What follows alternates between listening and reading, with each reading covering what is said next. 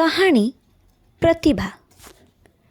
ସମସ୍ତଙ୍କ ପରେ ଆସିଥିଲା ବିଶେଷ।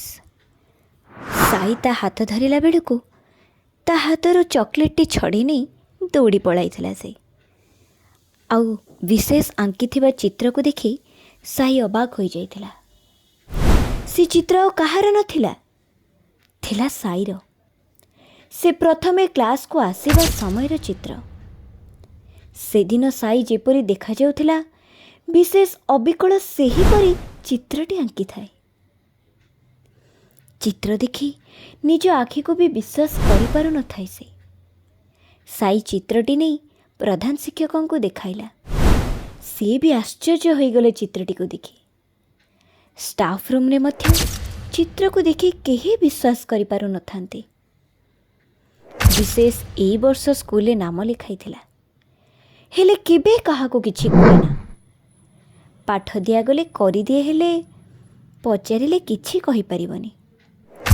ସବୁବେଳେ ଚୁପଚାପ ଝରକା ଦେଇ ବାହାରକୁ ଚାହିଁ ରହିଥିବ, ଆଉ ଖାଲି ସମୟରେ କାଗଜରେ ତୋଳି ନେଇ ରଙ୍ଗ ସବୁ ବୋଳି ପକାଉଥିବ। ପ୍ରଥମେ ସବୁ ଶିକ୍ଷକ ଶିକ୍ଷୟିତ୍ରୀ ତା କଥା ବୁଝିବା ପାଇଁ ଚେଷ୍ଟା କରିଥିଲେ, ହେଲେ ଶ୍ରେଣୀରେ ସବୁ ପିଲାଙ୍କୁ ଧ୍ୟାନ ଦେବା ଭିତରେ କେତେବେଳେ ଯେ ଅଣଦେଖା ହୋଇ ରହିଗଲା, କେହି ଜାଣିପାରିନଥିଲେ। ତାର ଏ ଅଜବ ବ୍ୟବହାର ପାଇଁ ଅନେକ ଥର ତା ବାପା ମାଆଙ୍କୁ ମଧ୍ୟ ସ୍କୁଲକୁ ଡକାଯାଇ ବୁଝାଇବାକୁ ଚେଷ୍ଟା କରାଯାଇଛି ଯେ ପିଲାଟିର ମାନସିକ ସମସ୍ୟା ରହିଛି। ଏହିଭଳି ପିଲାମାନଙ୍କ ପାଇଁ ଅନେକ ସୁବିଧା ରହିଛି। ସାର୍ଟିଫିକେଟ୍ ବାହାର କରିଦେଲେ ଜୀବନ ସାରା କେତେ ସୁବିଧା ସୁଯୋଗ ମିଳିପାରିବ। ହେଲେ ସେମାନେ ସିଧା ମନା କରିଦେଇଥିଲେ। କହିଲେ, ଆମ ପିଲା ପୁରାପୁରି ଠିକ୍ ଅଛି, ତାକୁ କିଛି ସାର୍ଟିଫିକେଟ୍ ଦରକାର ନାହିଁ। ଆପଣମାନେ ଆମ ପିଲାକୁ ପାଗଳ କହୁଛନ୍ତି?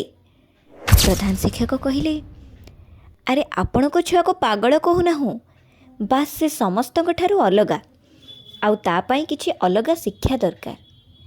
ବିଶେଷର ମା କାନ୍ଦି କାନ୍ଦି କହିଲେ, ସାର୍ ସେମିତି କୁହନ୍ତୁନି।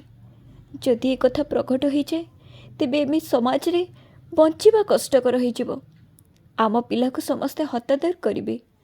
ଆମ ପିଲା ଠିକ୍ ଅଛି ସାର୍, ତାକୁ ଆପଣ ଆପଣଙ୍କ ସ୍କୁଲରୁ କାଢ଼ନ୍ତୁନି। ପ୍ରଧାନ ଶିକ୍ଷକ ବିଶେଷର ମାଙ୍କର ଏ ଅନୁରୋଧ ଏଡ଼ାଇ ଦେଇପାରିନଥିଲେ।